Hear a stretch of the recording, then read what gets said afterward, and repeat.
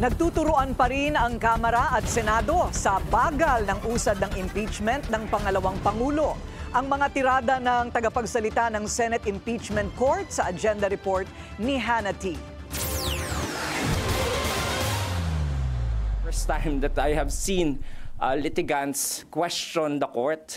Dapat po yung energy po nila na pagkikriticize sa korte ay ginugugol nga po nila doon sa kanilang kalaban dahil hindi po nila kalaban ng korte. Pasaring mula sa impeachment court, bumuelta si spokesperson Reggie Tonggol sa mga aligasyon ng foot dragging o pagpapabagal umano ng impeachment proceedings ni VP Sara. Yan matapos pabalikin ng senator judges ang impeachment articles sa House of Representatives. At humihingi sila ngayon ng certification na dinilabag ng House ang one-year bar rule kaugnay ng mga hinain nilang impeachment complaint nitong nakaraang taon. Para sa kanya, malinaw na hindi Senado ang mabagal dahil kahit basic document, inaabot ng 1 linggo bago isumite ng prosecution. Kailangan din kasing mag-file ulit ng notice of appearance ng House prosecutors dahil ang una nilang sinubmit noong Pebrero, panahon pa nung di pa nagko-convene ang impeachment court. Palagi lang daw nagsasalita ang House sa harap ng media. Imbis na sagutin po nila, hindi po nila sinagot.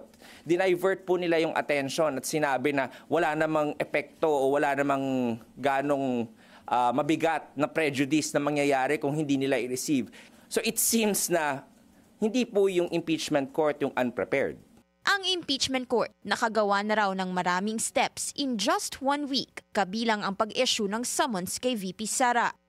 Again, this is the order of the impeachment court, and any lawyer worth his salt and any litigant for that matter should comply first before you complain.